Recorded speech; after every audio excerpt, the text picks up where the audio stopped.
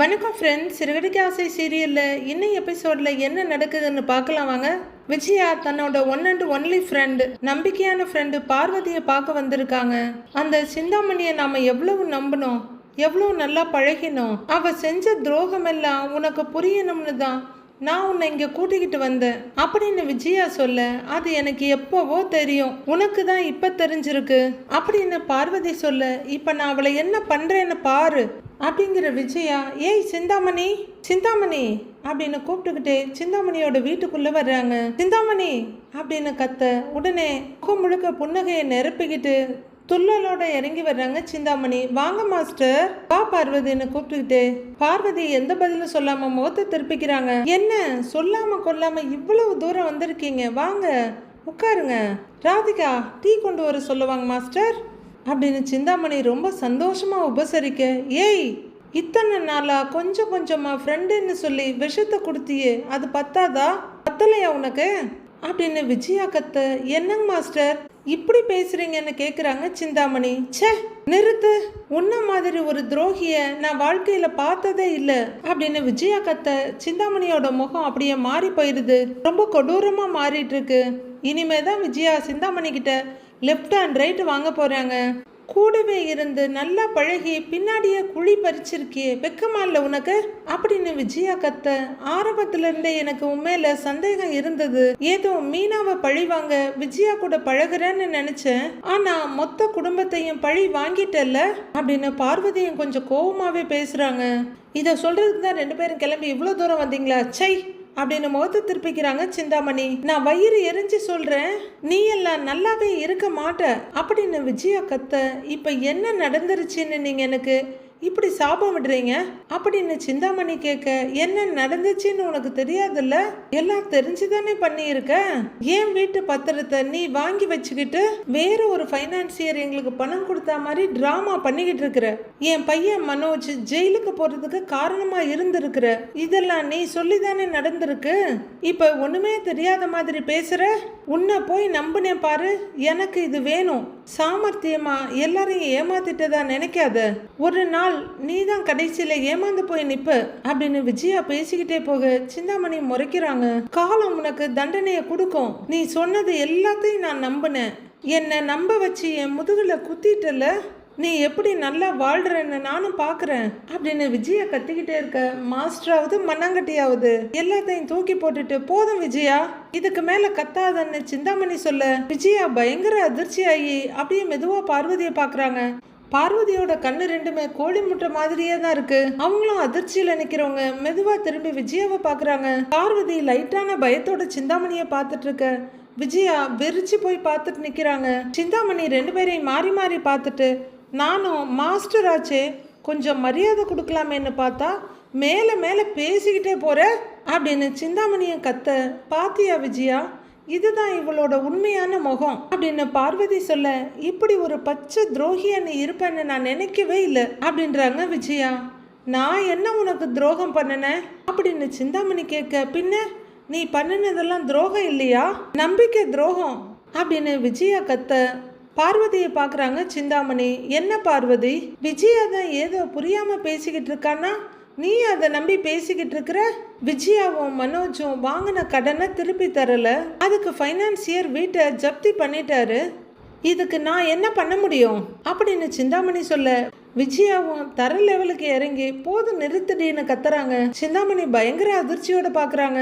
அவங்க விஜயா கிட்ட இருந்து இப்படி ஒரு வேர்டு எதிர்பார்க்கவே இல்லைன்னு தெரியுது. இன்னும் எத்தனை நாளைக்கு இப்படியே பொய் சொல்லுவ, உன் பொய்ய இத்தனை நாள் நான் நம்பினதெல்லாம் போதும், உன் நடிப்பெல்லாம் எங்களுக்கு தெரிஞ்சு போச்சு அப்படின்னு விஜயா கத்த, தெரிஞ்சிருச்சா எல்லாமே தெரிஞ்சிருச்சா அப்படின்னு காஞ்சனா ரேஞ்சுக்கு ஒரு லுக்கு விடுறாங்க சிந்தாமணி. அந்த ஃபைனான்சியருக்கு பின்னாடி இருந்து நீ தானே அவனை ஆட்டி வச்சிருக்க அப்படின்னு விஜயா கத்த, அதுக்குள்ள போய் பத்த வச்சிருச்சிங்களாட்ருக்கு அப்படின்னு எரிச்சலோடு நினைச்சுக்கிட்டே ரெண்டு பேரையும் மாறி மாறி பாக்குறாங்க சிந்தாமணி. நீ செஞ்சது மிகப்பெரிய பாவம் சிந்தாமணி, விஜயா உன் மேல எவ்வளவு நம்பிக்கை வச்சிருந்தா தெரியுமா, உன்னை பத்தி என்கிட்ட எப்பவும் பெருமையா பேசிக்கிட்டு இருப்பா அப்படின்றாங்க பார்வதி. இவளோட சுயரூபம் இப்பதானே புரியுது அப்படின்னு விஜயா சொல்ல, என்ன சொல்லி இதுங்க 2 பேரையும் ஆஃப் பண்ணலாம், எப்படியாவது கவுத்து ஆகணுமேனு யோசிச்சுட்டு நிக்கிறாங்க சிந்தாமணி. உன்னை நம்பி என் வீட்டுல நடக்கிறதெல்லாம் சொன்னேன்ல, அதுக்கு என் குடும்பத்தையே நடுத்தருவுல நிக்க வச்சுட்ட, என் வீட்டை பூட்ட வச்சுட்ட. என் புருஷன் அந்த வீட்டுல எவ்வளவு கௌரவமா வாழ்ந்துகிட்டு இருந்தாரு, என் வீட்டை சீல் வைக்கிறதுக்கு உனக்கு எப்படி மனசு வந்தது அப்படின்னு விஜயா அழுகையை கண்ட்ரோல் பண்ணிட்டு ஆத்திரத்தோட கேக்குறாங்க. ஒருத்தங்களோட கஷ்டத்துல சந்தோஷத்தை பார்க்கணும்னு நினைக்காத சிந்தாமணி, அப்படி பார்க்கணும்னு நினைக்கிறவங்க நல்லாவே இருக்க மாட்டாங்க. உன்னை மனுஷனே சொல்ல முடியாது, காசு இருக்கிற திமிர்ல ஆடிக்கிட்டு இருக்கிறல்ல அப்படின்னு பார்வதியும் கோவமாவே சொல்றாங்க. அமைதியா கேட்டுட்டு இருந்த சிந்தாமணி, 2 பேரும் பேசி முடிச்சிட்டீங்கல்ல அப்படிங்கிறவங்க, விஜயா உனக்கு ஒத்து ஊதுறதுக்கு தான் இந்த பார்வதியை கூட்டிக்கிட்டு வந்தியா அப்படின்னு கேட்க பார்வதிக்கு ரொம்பவே கோபம் வந்துடுது. வேண்டாம் சிந்தாமணி, ரொம்ப பேசாத, இவ்வளவு நாள் பழகி இருக்கோம் என்ற எண்ணம் கூட உங்ககிட்ட இல்ல அப்படின்னு பார்வதி கேட்க, எனக்கு அதெல்லாம் முக்கியம் இல்ல, முதல்ல 2 பேரும் இடத்த காலி பண்ணுங்க, பேச்சு ரொம்ப அதிகமாயிடுச்சு, முதல்ல கிளம்புங்க அப்படின்னு முகத்தை ரொம்பவே அருவருப்பா வச்சுட்டு சொல்றாங்க சிந்தாமணி. பார்வதிக்கு இன்னுமே அதிர்ச்சியா இருக்கு. ஒருத்தங்களை வெளியே போக கூட சொல்ல முடியுமா இப்படின்னு. விஜயாவும் அதிர்ச்சியோட பார்த்துட்டு இருக்க. கடனை அடைக்க காசு இல்ல, வீட்டுக்கு சீல் வச்சாச்சு, அந்த வீட்டை மீட்கிறதுக்கு துப்பு இல்ல, அப்புறம் என்ன பேச்சுல மட்டும் வீரம் காட்டிக்கிட்டு முடிஞ்சா மீதம் இருக்க 38 லட்சத்தை கட்டுங்க, அப்புறம் இங்க வந்து பேச வேண்டிய அவசியம் இல்ல, தன்னால உன் வீடு உன் கைக்கு வரும், அது வரைக்கும் அந்த சீலையும் எடுக்க முடியாது, வீடும் ஏன் கட்டுப்பாட்டுல தான் இருக்கும், ஓ இப்ப நீங்க கிளம்பலாம் அப்படின்றாங்க சிந்தாமணி கூலாவே. வாயை மூடுறி, நீ ஒன்னு எங்களுக்கு இறக்கம் காட்ட வேண்டாம், உங்ககிட்ட காசு இருக்குன்னு தானே நீ ஆடுற, உன் திமிர் அடங்குற காலம் வரும், அப்போ உன்னை காப்பாத்த ஒரு காசும் துணையா நிக்காது, ஒரு ஆளும் உன் கூட இருக்க மாட்டாங்க அப்படின்னு சிந்தாமணி சொல்ல, ஆமா நீ பெரிய யோகிய சிகாமணி, நீ கொடுக்குற சாபம் அப்படியே பழிச்சிட போகுது பாரு, போடி போ, இடத்த காலி பண்ண காத்து வரட்டும் அப்படிங்கிற மாதிரி பாக்குறாங்க சிந்தாமணி. யாருக்காக நீ பணத்தை இப்படி சேர்த்து வைக்கிற, உன் பொண்ணுக்காக தானே நீ இப்படி காசை சேர்த்து வைக்கிற, இன்னைக்கு சொல்றேன் கேட்டுக்க அப்படின்னு விஜயா சொல்ல, நீ என்ன சொல்ல போறேன்னு நானும் கேக்குறேன், சொல்லுங்கிற மாதிரி சிந்தாமணி பாக்குறாங்க. உன் பொண்ணால உனக்கு அழிவு ஆரம்பமாக போகுது அப்படின்னு விஜயா சொல்ல, சிந்தாமணி அப்படியே பதறி போய் பாக்குறாங்க.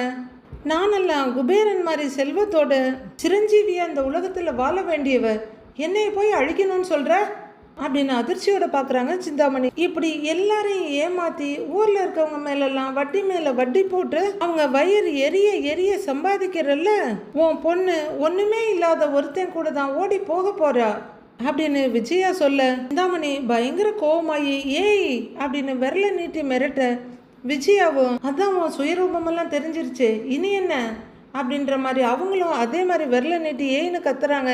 சிந்தாமணி அவங்க இடத்துலயே நின்றுட்டு இருக்க. விஜயா கொஞ்சம் கொஞ்சமா முன்னாடி வந்து, இங்க பாரு, இந்த சத்தம் எல்லாம் எங்கிட்ட வேண்டாம், உன் சத்தத்துக்கெல்லாம் அடங்கி போறவ இல்லைன்னா நான் சொல்றதுதான் நடக்கும், உன் பொண்ணு ஒன்றும் இல்லாத வெறும் பயக்கூட தான் ஓடி போவா, அப்ப நீ சேர்த்து வச்சுக்கிட்டு இருக்க இந்த காசை கட்டிக்கிட்டு அழு அப்படின்னு விஜயா சொல்லிட்டு முறைக்க, சிந்தாமணியோட ஒரே வீக்னஸ் அவங்க பொண்ணு தான், அவங்களுக்கே சேர்த்து சாபம் கொடுக்க சிந்தாமணி அதிர்ந்து போய் தான் பாக்குறாங்க. விஜயா ரொம்ப கோவமா கொஞ்ச நேரம் நின்று முறைச்சிட்டு வா பார்வதின்னு கூட்டிட்டு திரும்பி நடக்க, சிந்தாமணி பயங்கர கோவத்தோடு நிக்கிறாங்க. இவளுக்கும் ஒரு பாயசத்தை போட்டுற வேண்டியதான்ற மாதிரி. ரவி பெட்ல சோகமா உட்கார்ந்துருக்க. உள்ளர வந்த ஸ்ருதி போய் படுக்கலான்னு போனவங்க ரவி உட்கார்ந்து இருக்கதை பார்த்துட்டு, ரவி ஏன் என்னாச்சு, ஏன் இப்படி இருக்க, ரொம்ப நேரமா ஏதோ டீப்பா யோசிச்சுட்டு இருக்க அப்படின்னு அவர் தோல்ல கையை வச்சு கேட்குறாங்க. இல்லை, முத்துவும் மீனா அண்ணியும் வீட்டு கடனை கட்டுறதுக்காக எவ்வளவோ கஷ்டப்படுறாங்க, ஆனால் என்னால் அவங்களுக்கு பெருசாக எதுவும் ஹெல்ப் பண்ண முடியலையே, நான் அந்த வீட்டில் ஒரு பையனாக பிறந்து என் பங்குக்கு எதுவும் செய்ய முடியலன்னு நினச்சா ரொம்ப கஷ்டமாக இருக்கு ஸ்ருதிங்கிறாரு ரவி. ஆக்சுவலாக முத்து மீனாவை இவ்வளவெல்லாம் கஷ்டப்படக்கூடாது, இதெல்லாம் மனோஜோட தப்பு, ஆனா அவங்க அந்த டெப்ட அவங்க தலையில ஏற்றி வச்சுக்கிட்டு இருக்காங்க, நீ அதுக்கு கில்ட்டியா ஃபீல் பண்ணிட்டு இருக்கிற, ஆனா அங்க மனோஜ் ஜாலியா ரோஹிணியோட சுத்திக்கிட்டு இருக்காரு அப்படின்றாங்க ஸ்ருதி. அவனுக்காக முத்து இதை செய்யல ஸ்ருதி, அப்பாவுக்காக தான் செய்யறான். வீடு கையை விட்டு போயிட்டா அதை அப்பாவால் தாங்கிக்க முடியாது. நானும் என்னால் முடிஞ்ச எதையாவது செய்யணும்னு நினைக்கிறேன், ஆனால் முடியலங்கிறாரு ரவி ரொம்ப வருத்தத்தோட. என்கிட்டயும் பெருசா சேவிங்ஸ் எதுவும் இல்லை. நானும் நம்ம ரெஸ்டாரண்ட்டுக்கு எல்லாத்தையும் இன்வெஸ்ட் பண்ணிட்டேன். எப்படியும் 6 months கழிச்சு தான் அதுக்கான ரிட்டர்ன்ஸ் எல்லாம் வர ஆரம்பிக்கும். எனக்கு இஎம்ஐ கட்டுறதுக்கே கரெக்டாக இருக்கு. இல்லை நானாச்சும் கொடுத்துருப்பேன் அப்படின்றாங்க ஸ்ருதி. எனக்கு உன்னோட சுச்சுவேஷன் புரியுது ஸ்ருதி. உன்னால முடிஞ்சா நீ கண்டிப்பா பண்ணி இருப்ப. இப்ப எனக்கு வேற என்ன செய்யறதுன்னே தெரியல அப்படின்னு ரவி வருத்தப்படுறத பார்க்க ஸ்ருதிக்குமே ரொம்ப வருத்தமா தான் இருக்கு. அவங்க ஆறுதலா ரவியோட தோல்ல கைய வச்சு ஏதோ சொல்ல வர, மாப்பிள்ள ஸ்ருதி அப்படின்னு வெளியிருந்த சுதா கதவை தட்டி கூப்பிடுறாங்க. ஸ்ருதி எழுந்து போக மறுபடியும் ஸ்ருதி மாப்பிள்ள அப்படின்னு சுதா கதவை தட்டிட்டு வெளியே நிக்கிறாங்க. ஸ்ருதி கதவை திறந்து வெளியே வர பின்னாடியே ரவியும் வந்து நிக்கிறாரு. என்ன மம்மின்னு ஸ்ருதி கேட்க, அச்சன் உங்க 2 பேரோடையும் பேசணும்னு சொன்னாரு அப்படின்னு சொல்லுங்கிறாங்க ஸ்ருதி. வா அப்படின்னு கூப்பிடுறாங்க சுதா. அப்படியே திரும்பி ரவிக்கிட்ட வான்னு சொல்லிட்டு ஸ்ருதி வர்றாங்க. கீழே ஹால்ல அருமையான வெங்கடாஜலபதி படம் இருக்கு. அதுக்கு முன்னாடி சோஃபாவில் வாசுதேவன் கால் மேல கால் போட்டு உட்கார்ந்து இருக்காரு. வா மோளே இருக்கியோ அப்படின்னு வாசுதேவன் 2 பேரையும் பார்த்து சொல்ல இந்த பக்கம் சுதா உட்கார்றாங்க. வந்து உட்கார்ற ரவியும் ஸ்ருதியும் வாசுதேவனை பார்க்குறாங்க. என்ன அங்கிள் ஏதோ பேசணும்னு சொன்னீங்களா அப்படின்னு ரவி கேட்க, அதே மோனே நான் உங்களுக்கு ஒரு உபகாரம் செய்யலான்னு இருக்கேன் அப்படின்னு சொல்ல 2 பேரும் ஒருத்தர் பார்க்குறாங்க. என்ன அங்கிள் பேசணும்னு கேட்குறாரு ரவி. உங்கள் வீட்டில் இருக்க பிரச்சனையெல்லாம் எனக்கு ரொம்ப நல்லா தெரியும். நான் உங்களை மருமகனா பார்க்கல, சொந்த மகனாக தான் பார்த்துட்டு இருக்கேன். உனக்கு செய்ய வேண்டிய கடமை எனக்கும் இருக்கு. அதான் யோசிச்சு ஒரு முடிவுக்கு வந்திருக்கேன் அப்படின்னு வாசுதேவன் சொல்ல ரவியும் ஸ்ருதி என்னவா இருக்குன்னு ஒருத்தர் பார்க்குறாங்க. மாப்பிள்ள உங்கள் குடும்ப நன்மையை நினச்சி ஸ்ருதி அப்பாவும் நானும் ஒரு முடிவுக்கு வந்திருக்கோம். ஸ்ருதி எங்களுக்கு ஒரே பொண்ணு. அவ புருஷனோட குடும்பம் கஷ்டப்படுறத பார்த்துக்கிட்டு எங்களால் சும்மா இருக்க முடியாது அப்படின்னு சுதா சொல்ல சங்கடமாக ஃபீல் பண்ணுறாங்க 2 பேரும். மோனே நான் நேராக விஷயத்துக்கு வரேன். எங்கள் பங்குக்கு உங்கள் வீட்டு கடனை கட்டி அதை மீட்கிறதுக்காக நான் ஒரு 10 லட்சம் ரூபாய் தரேன் அப்படின்னு வாசுதேவன் சொல்ல உடனே ரவியும் ஸ்ருதியும் ஒருத்தர் பார்க்குறாங்க. மோனே அதை நீ உன்னோட அச்சன் கிட்ட கொண்டு போய் கொடு. முழுசா கடனை அடிக்க முடியலனாலும் ஒரு பங்கு போய் சேரும் இல்லைங்கிறாரு வாசுதேவன். உடனே ஸ்ருதி, அச்சா நான் ஒன்றும் உங்களை கேட்கலையன்ற மாதிரி சொல்ல வர, இருமோலே நான் முழுசா முடிச்சிடுறேன், பணம் கொடுக்கறதுக்கு ஒரு கண்டிஷன் அப்படின்னு வாசுதேவன் சொல்ல 2 பேரும் அவரையே பார்க்குறாங்க. மோனே அந்த பணத்தை கொடுத்த அடுத்த நிமிஷமே நீயும் மகளும் இந்த வீட்டுக்கு வந்துடணும் அப்படின்னு வாசுதேவன் சொல்ல புரியலங்கிறாரு ரவி. இனிமே நீங்க 2 பேருமே இந்த வீட்டுல எங்க கூடயே இருக்கணும். கடன் இருக்கிற வீட்டுல இனிமே என்னோட மக இருக்க மாட்டா அப்படின்னு வாசுதேவன் சொல்ல சடக்குன்னு எழுந்துடுறாரு ரவி. சுதாவை எழுந்திருக்க போக நீ இரு அப்படின்ட்டு முன்னாடி வர்றாரு வாசுதேவன். ரவி ஒரு எடுத்து வச்சிருக்க வீட்டை பூட்டி சீல் வைக்கிறதுக்கு முன்னாடியே நீங்க எல்லாம் கிளம்பி வந்துட்டீங்க. இல்லாம அங்கேயே இருந்திருந்தா ஊரே பாக்குற மாதிரி எல்லாரையும் அசிங்கப்படுத்தி வீட்டை விட்டு வெளியில அனுப்பி சீல் வச்சிருப்பாங்க. அப்படி இருக்கிற வீட்டுல நீங்களும் என்னோட மகளும் எப்படி நிம்மதியா வாழ முடியும் அப்படின்னு ரவியோட தோல்ல கைய வச்சு சொல்றாரு வாசுதேவன். ரவி ஒரு மாதிரி குழப்பமும் வெறுப்புமா பார்த்துட்டு இருக்க ஸ்ருதி எந்த சந்தேகமும் இல்லாத வெறுப்போட பார்த்துட்டு இருக்காங்க. மாப்பிள்ள நீங்களும் இங்க வந்துட்டா நிம்மதியா இருக்கலாம்ல. நாங்க இந்த 10 லட்சத்தை வெறும் உதவியா மட்டும் செய்யல, எங்க பொண்ணோட எதிர்காலத்துக்காக செய்யறோம். எங்க பொண்ணு உங்க வீட்டுல நடக்கிற தேவையில்லாத சிக்கல்ல மாட்டிக்க கூடாது. நீங்களும் அந்த கடனை தலையில எடுத்துக்க கூடாது அப்படின்னு சுதா சொல்ல சுதா வாசுதேவன் 2 பேரையுமே அடக்கப்பட்ட கோவத்தோட பார்த்துட்டு நிக்கிறாரு ரவி.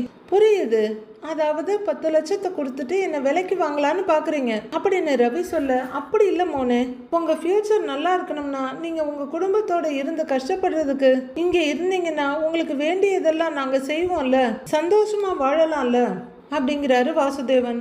அவ்வளோதான், ரவி அவ்வளோ நேரம் அடக்கி வச்சிருந்த கோவம் படார்னு வெளியே வந்துடுது. போதுங்க, இதுக்கு மேலே எதுவும் பேச வேண்டாம்.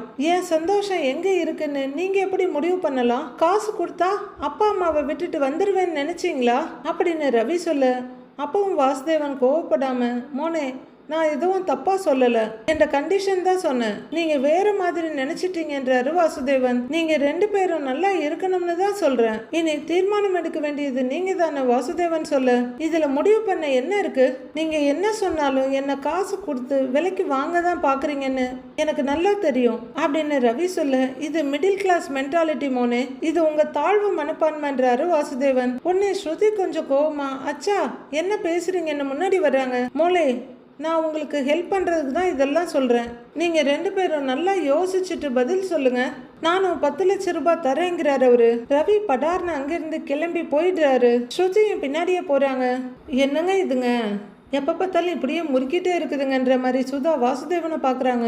ரூம்குள்ளே வந்த ரவி கோவமா இந்த பக்கம் அந்த பக்கம் நடந்துட்டு இருக்காரு. கூட வந்த ஸ்ருதி அவரோட கையை பிடிச்சி நிறுத்தி, ரவி நீ அவங்க சொன்னதை நினைச்சு ஃபீல் பண்ணாத. என் அச்சா நம்ம நல்லதுக்காக தான் சொல்லியிருக்காரு. அவர் ஒரு பிசினஸ் மேன், எல்லாத்தையும் ஒரு கணக்கோடு தான் பாப்பாரு. ஆனா இதுல இருக்க குட் திங்ஸை மட்டும் நீ பாருன்றாங்க ஸ்ருதி. இதுல என்ன நல்லது இருக்கு? இந்த சிச்சுவேஷனை யூஸ் பண்ணி என்னை வீட்டோட மாப்பிள்ளையாக்க பாக்குறாங்க அப்படின்னு ரவி சொல்ல, அவர் எப்படி இதை அவருக்கு சாதகமா பாக்குறாரோ, நீயே இதுல இருந்து நமக்கு கிடைக்கிற நல்லதை மட்டும் பாரு அப்படின்னு ஸ்ருதி சொல்ல, என்ன சொல்ற நீ குழம்பி போய் பாக்குறாரு ரவி. நீ பிராக்டிக்கலா கொஞ்சம் திங்க் பண்ணி பாரு. இப்போ உங்க வீட்டுல நாம இருக்கோம்னு வையேன், நம்மளால என்ன செய்ய முடியும்னு நினைச்சு பாரு. டெய்லியும் நம்மளால எந்த ஹெல்ப்பும் பண்ண முடியலையன்ற கில்ட் தான் இருக்கும். அதுக்கு பேசாம என் அச்சா தர்ற பணத்தை கொடுத்தா உன் வீட்டோட கடனை அடைக்க ரொம்ப ஹெல்ப்ஃபுல்லா இருக்கும்ல. இன்னொன்னு, நம்ம கடைசி வரைக்கும் இங்கேயே இருக்க போறது இல்லையே. நம்ம இங்க இருந்து குயிக்கா ஏர்ன் பண்ணி எங்க அச்சா கொடுத்த கடன் எல்லாம் திருப்பி கொடுத்துடலாம். அப்புறம் நாம நம்ம வீட்டுக்கே போயிடலாமே அப்படின்னு ஸ்ருதி சொல்ல, எனக்கு இது சரியா படல ஸ்ருதி அப்படின்றாரு ரவி. இது என்னோட ஒப்பீனியன் தான், ஆனா ஃபைனல் டெசிஷன் எடுக்க போறது நீ தான். நீ என்ன சொன்னாலும் உனக்கு நான் சப்போர்ட்டா இருப்பேன் அப்படின்னு ஸ்ருதி சொல்ல, ரவியுமே யோசிக்க ஆரம்பிக்கிறாரு. மீனா வீட்டு ஹாலில் உட்காந்து மொபைல் பார்த்துட்டு இருக்காரு அண்ணாமலை. கிச்சன்ல இருந்த முத்து வெளியே வர, என்னடா வேலைக்கு கிளம்பிட்டியான்னு கேட்குறாரு அவரு. இல்லப்பா, நானும் மீனாவும் இங்கிலீஷ் கிளாஸ் போறோம், அதுக்கப்புறம் தான் சவாரி போகணும் அப்படின்னு சட்டை பட்டனை போட்டுட்டே சொல்றாரு அவரு. விஜயா ரூம்குள்ள இருந்து வெளியே வர்றவங்க இதை கேட்டுட்டு, படிக்க வேண்டிய வயசுல ஒழுங்கா படிக்காம ஊரை சுத்திட்டு இப்ப இதெல்லாம் தேவையான்றாங்க. படிக்க வேண்டிய வயசுல அவனை படிக்க விடாம பண்ணிட்டல அப்படின்னு அண்ணாமலை சொல்ல அதிர்ந்து போறாங்க விஜயா. யாரு, நானா அப்படின்னு கேட்க, நீ மட்டும்தான் அப்படின்னு அண்ணாமலை சொல்ல, அப்பா விடுப்பா, இப்ப எதுக்கு அதெல்லாம் பேசிக்கிட்டு. மம்மி, படிக்கிறதுக்கு வயசு தேவையில்லை, ஆர்வம் இருந்தா போதும் அப்படின்னு முத்து சொல்ல, அந்த ஆர்வத்தை வீட்டு கடனை அடைக்கிறதுலயும் காட்டணும் அப்படின்றாங்க விஜயா. உன்னையும் மனோஜையை விட முத்துவுக்கும் மீனாவுக்கும் அந்த அக்கறை நிறையவே இருக்கு. கொஞ்சமாவது அவங்க 2 பேரும் ரெஸ்ட் எடுத்து பார்த்துருக்கியா? ஓடிக்கிட்டே இருக்காங்கல்ல அப்படின்னு அண்ணாமலை பட்டுன்னு விஜயாவுக்கு பதிலடி கொடுத்துடுறாரு. மீனா கிளம்பலாமான்னு கேட்க, வரேங்க அப்படின்னு மீனா சவுண்ட் கொடுக்குறாங்க. வெளியே இருந்து காலியை வாங்கிட்டு, மாப்பிள்ள அப்படின்னு உள்ளர வர்றாங்க அவங்க அம்மா. கோவிலுக்கு போயிட்டு வந்துட்டு இல்லம்மா அப்படின்னு மீனா கேட்க, போயிட்டு வந்துட்டேன் அப்படிங்கிற அவங்க அம்மா விபூதி எடுத்துக்கிட்டு, அண்ணே நம்ம குடும்பத்துல கஷ்டம்லாம் சீக்கிரமா தீரணும்னு பொன்னியம்மனை கும்பிட்டு அர்ச்சனை பண்ணிட்டு வந்தேன் அப்படின்னு விபூதியை நீட்ட, அப்படியா அப்படின்னு அவரு விபூதி எடுத்து நெத்தியில வைக்கிறாரு. அர்ச்சகரும் சீக்கிரம் நம்ம குடும்பத்துல கஷ்டமெல்லாம் விலகிடும்னு சொல்லி இருக்காரு அப்படின்னு அவங்க சொல்ல, நடந்தா சந்தோஷம் தாமாங்கிறாரு அவரு. சம்பந்தியம்மா இந்தாங்க அப்படின்னு விபூதியை நீட்ட விஜயா அதை எடுக்கல. அவங்க அம்மாவையே ஒரு முறை முறைச்சிட்டு, நாங்க வீட்டை விட்டு வெளியே வந்த விஷயத்த அக்கம் பக்கத்துல எல்லாம் சொல்லியாச்சு, இப்ப கோவில் பூசாரிக்கிட்டே சொல்லியாச்சு, இன்னும் ஊருக்கே தம்பட்டு அடிச்சிட வேண்டியது தானே அப்படின்னு விஜயா சொல்ல, அந்த அம்மா பரிதாபமா நிக்கிறாங்க. விஜயா, அவங்க நமக்கு நல்லது நடக்கணும்னு வேண்டிக்கிட்டு வந்திருக்காங்க, அத கூட நீ குதர்க்கமா தான் பேசுவியா அப்படின்னு கேட்குறாரு அண்ணாமலை. நான் யார்கிட்டையும் எதுவும் சொல்லலை சம்பந்தியம்மா, கோவிலில் கூட பரிகாரம் ஏதாவது செய்ய முடியுமான்னு தான் கேட்டேன் அப்படின்னு அவங்க அம்மா சொல்ல, விடுங்கத்த, அவங்களுக்கு அதெல்லாம் புரியாது அப்படிங்கிற முத்து கொடுங்கன்னு விபூதியை வாங்க விஜயாவும் கொஞ்சம் தொட்டு நெத்தியில வச்சுக்கிறாங்க. இந்தா மீனான்னு காமிக்க அவங்களும் எடுத்துக்கிறாங்க. அப்போ ரொம்பவே யோசனையும் சோகமா ரவி அங்க வர்றாரு. சத்தம் கேட்டு திரும்பி பார்க்குற முத்துவும் மீனாவும், வாங்க ரவி, வா ரவின்றாங்க. விபூதி எடுத்து வச்சுக்கோங்க அப்படின்னு சொல்ல அவரும் நெத்தியில விபூதி தொட்டு வச்சுக்கிறாரு. ஏண்டா ஸ்ருதி வரலையா அப்படின்னு விஜயா கேட்க, இல்லம்மா அவ ரெஸ்டாரண்ட்டுக்கு போயிருக்காமா அப்படின்றாரு ரவி. என்னடா ஆள் ஒரு மாதிரி டல்லா இருக்க அப்படின்னு முத்து கேட்க, ஏன் ஏதாவது உடம்பு சரியில்லையா அப்படின்னு விஜயா அவசரமா ரவியோட நெத்தி கழுத்துன்னு தொட்டு பார்க்குறாங்க. அதெல்லாம் ஒன்றும் இல்லைம்மா அப்படின்னு ரவி சொல்லிட்டு இருக்கும்போதே, ரவி ஏதாவது பிரச்சனையான்னு கேட்குறாரு அண்ணாமலை. ரவி எதுவும் பேசாம அப்படியே தயங்கிட்டே நிற்க எல்லாருமே ரவியை தான் பார்க்குறாங்க. மீனா, எனக்கு ஒரு 6 மாலை ஆர்டர் இருக்கு, கடைக்கு வந்துடுவாங்க, நான் போயிட்டு வந்துடுறேன் அப்படின்னு, நாம இந்த இதை விட்டு கிளம்பிடலாம், அவங்க ஃப்ரீயா ஃபேமிலியோட பேசிட்டோம் அப்படின்னு ஸ்பேஸ் கொடுத்து கிளம்ப நினைக்கிறாங்க மீனாவோட அம்மா. அம்மா சாப்பிட்டு போமாங்கிறாங்க மீனா. இல்லடி, கொஞ்ச நேரத்தில் வந்துடுவேன், நீங்க பேசிக்கிட்டு இருங்க அப்படிங்கிற மீனாவோட அம்மா. அண்ணே நான் வரேன்னு சொல்லிட்டு கிளம்புறாங்க. அவங்க உடனே கிளம்பி போயிட்டு டேய், உன் முகத்தை பார்த்தாலே தெரியுது என்னமோ நடந்திருக்கு, என்னன்னு சொல்லுடா அப்படின்னு முத்து கேட்குறாரு. காலையில் வீட்டு கடனுக்காக ஸ்ருதியோட அப்பா என்னை கூப்பிட்டு பேசினாரு அப்படின்னு ரவி சொல்ல ஆர்வமாக பார்க்குறாங்க விஜயா. என்னவா அப்படின்னு முத்து கேட்க, வீட்டு கடனுக்காக ஒரு 10 லட்சம் ரூபா கொடுக்குறேன்னு சொல்றாரு அப்படின்னு ரவி சொல்ல விஜயா முகத்துல உடனே பல்ப் போட்ட மாதிரி ஒரு பிரகாசம். ரொம்ப நல்ல விஷயம் தானே ரவி, பரவாயில்ல, உன் மாமனார் இந்த நேரத்துலயாவது நமக்கு உதவி பண்ணணும்னு நினைக்கிறாரு பாரு அப்படின்னு விஜயா சந்தோஷமா சொல்ல, விஜயா இரு அந்த ஆள் எதுலையுமே லாபம் இல்லாம எதையும் செய்ய மாட்டான் அப்படிங்கிறாரு அண்ணாமலை. இல்லைங்க, அவன் மாமனாரு அவனுக்கு செய்யணும்னு நினைக்கிறாரு, எப்படி இருந்தாலும் ஸ்ருதிக்கு வர வேண்டியது தானே அப்படின்றாங்க விஜயா. அம்மா, அப்பா சொல்ற மாதிரி அவர் சாதாரணமாலாம் பணத்தை தூக்கி கொடுக்குற ஆள் கிடையாது, இதுல ஏதோ உள்குத்து இருக்கு. என்ன ரவி அப்படிங்கிறாரு முத்து. ஆமாண்டா, அந்த பணத்தை கொடுக்க ஒரு கண்டிஷன் சொல்றாங்க அப்படின்னு ரவி சொல்ல, அதுதானே பார்த்தேன், என்ன கண்டிஷன் அப்படின்னு முத்து கேட்க, நானும் ஸ்ருதியும் அவங்க வீட்லயே இருக்கணும்னு சொல்றாங்க அப்படின்னு ரவி கலக்கத்தோட சொல்றாரு. எல்லாரும் அப்படியே திகச்சு போய் பார்த்துட்டு இருக்க. ஓ, அப்பனா உன்னை வீட்டோட மாப்பிள்ளையா கூப்பிடுறாரு அப்படிதானேங்கிறாரு முத்து. ஆமாண்டா, அப்படி இருந்தாதான் அந்த பணத்தை கொடுப்பேன்னு சொல்றாரு அப்படின்னு ரவி சொல்ல, பாத்தியா விஜயா, அந்த வாசுதேவன் நம்ம பையனை விலை கொடுத்து வாங்கணும்னு நினைக்கிறான், அவன் எல்லாம் திருந்தவே மாட்டான் அப்படிங்கிறாரு அண்ணாமலை. உடனே மீனா, என்னங்க இது அநியாயமா இருக்கு, 10 லட்சம் கொடுத்தா நாம அதை வாங்கிக்கிட்டு ரவியை வீட்டோட அனுப்பிடுவோம்னு நினைச்சாரு அவரு அப்படின்னு மீனா கேட்க, ரொம்ப நாளா அதுக்கு தானே மீனா அவங்க வலையை விரிச்சுக்கிட்டே இருக்காங்க அப்படிங்கிறாரு முத்து. என்ன நினைச்சிட்டு இருக்காங்க அவங்க, என் பிள்ளைய வீட்டோட மாப்பிள்ளையாக்க பாக்குறாங்களா அப்படின்னு விஜயா கத்த, அது மாப்பிள்ளை இல்லம்மா, வீட்டோட அடிமையாக்க பாக்குறாங்க அப்படின்னு முத்து சொல்ல, இதை நான் அங்க இருக்கும் போதே சொல்லியிருந்தாங்கன்னா உண்டு இல்லைன்னு பண்ணியிருப்பேன். 2 நாள் நான் அங்க இருந்ததுக்கே என்னை பாடா படுத்திட்டாங்க, இதுல வேற என் பையன் அங்க போய் இருக்கணுமா? 10 லட்சத்தை தூக்கி போட்டுட்டு நான் பெத்து வளர்த்த பிள்ளைய அந்த ஆளுக்கு தாரவார்த்தை கொடுத்துருவேன்னு நினைச்சாரா? என் பிள்ளைய எங்கிட்ட இருந்து பிரிக்கலான்னு பாக்குறாரா அப்படின்னு விஜயா கொந்தளிச்சுக்கிட்டு இருக்காங்க. எல்லாம் பண திமிரு, அந்த ஆள் புத்தி கீழ்த்தரமா போகும்னு தெரிஞ்ச விஷயம் தானே அப்படிங்கிறாரு அண்ணாமலை. ஆரம்பத்துல இருந்தே அவங்க எண்ணம் இதுதான் மாமா. ரவி, இதுக்கு ஸ்ருதி என்ன சொன்னாங்கன்னு மீனா கேக்குறாங்க. அவ அதுக்கு முழுசா சம்மதிக்கல அப்படின்னு ரவி சொல்லும் போதே, முழுசா சம்மதிக்கலன்னா வேற எப்படிங்கிறாரு முத்து. அந்த பணத்தை கடனா வாங்கிக்கிட்டு கொஞ்ச நாள் அந்த வீட்டுல தங்கி இருக்கலாம், பணத்தை திருப்பி கொடுத்ததுக்கு அப்புறம் அங்க இருந்து போயிடலான்னு சொல்றாடா அப்படின்னு ரவி சொல்ல, என்னடா இது, ஸ்ருதி உன்னை அந்த வீட்டுக்கு கூட்டிட்டு போகணும்னு நினைக்கிறாளா? அவளும் அவங்க அப்பா அம்மாவை விட்டு கொடுக்காம பேசுறாள்ல, அப்போ அவளுக்கும் உன்னை நம்ம குடும்பத்துல இருந்து பிரிச்சு அங்க கூட்டிட்டு போகணுன்ற ஐடியா இருக்கு அப்படிங்கிறாங்க விஜயா. உடனே மீனா வரிஞ்சு கட்டிட்டு வர்றாங்க. அத்தை, ஸ்ருதி அப்படிப்பட்ட ஆள்லாம் கிடையாதுன்றாங்க, அப்படி நினைக்கிறவ இல்லைன்னா எதுக்கடி என் பிள்ளைய அவங்க வீட்லயே இருக்கணும்னு சொல்றா அப்படின்னு விஜயா சொல்ல, கூட இருந்து கேட்ட மாதிரி, நம்ம வீட்டு கடனை அடைக்கிறதுக்கு இது ஒரு வழியா இருக்கும்னு அவங்க யோசிச்சிருப்பாங்க அப்படின்னு மீனா சொல்ல, ஆமாண்டா, அவ அந்த இன்டென்ஷன்ல தான் சொல்றாங்கிறாரு ரவி. ஏய், அவ எந்த எண்ணத்துல சொன்னாலும் சரி, அவ அப்பன் கோடி ரூபா கொடுத்தாலும் சரி, நான் என் பிள்ளைய விற்க மாட்டேன், காலம் பூரா அங்க அவங்க காலடியிலேயே உன்னை உட்கார வைக்க பாக்குறாங்க அப்படின்னு விஜயா கத்திட்டு இருக்க. ரவி, அவங்க கிட்ட நீ என்னடா சொன்னங்கிறாரு முத்து. நான் எப்படிடா அதுக்கு ஒத்துக்குவேன், நீங்க நினைக்கிறது என்னைக்குமே நடக்காதுன்னு திட்டி விட்டுட்டேன் அப்படின்னு ரவி சொல்ல, இப்பதான் முத்து கொஞ்சம் நிம்மதியோட, அப்பா கரெக்டா சொல்லி இருக்கிறடா, நீ அப்படியெல்லாம் போயிட மாட்டேன்னு எங்களுக்கு தெரியும், நம்ம அப்பாவோட வளர்ப்பு அப்படி, அந்த ஆளுக்கு அது புரிய மாட்டேங்குதுங்கிறாரு முத்து. இப்ப நம்ம நிலைமை பிளே கிரவுண்டு மாதிரி ஆயிடுச்சுடா, அதான் எல்லாரும் பூந்து விளையாடுறாங்க அப்படின்னு கடுப்பாக்கி கத்துறாரு அண்ணாமலை. நம்ம நிலைமை இப்படி ஆயிப்போச்சுப்பா, ஒருத்தங்களுக்கு கஷ்டம் வரும்போது அது அவங்களுக்கு எப்படி சாதகமா யூஸ் பண்ணிக்கிறதுன்னு தான் எல்லாருமே பாக்குறாங்க. அந்த சிந்தாமணி அம்மா என்னடான்னா மீனாவை பதவியில இருந்து ராஜினாமா பண்ண சொல்லுது, பலகுரல் அப்பா அம்மா இவனை விலைக்கு வாங்க பாக்குறாங்க, எப்படா கீழே விழுவோன்னு சுத்தி இருக்க எல்லாரும் பார்த்துட்டு இருந்திருக்காங்கிறாரு முத்து. ரவி, யார் எப்படி இருந்தாலும் சரி, நாம எப்பவும் யாருக்கு முன்னாடியும் தன்மானத்தை விட்டு கொடுக்க கூடாதுன்றாரு அண்ணாமலை.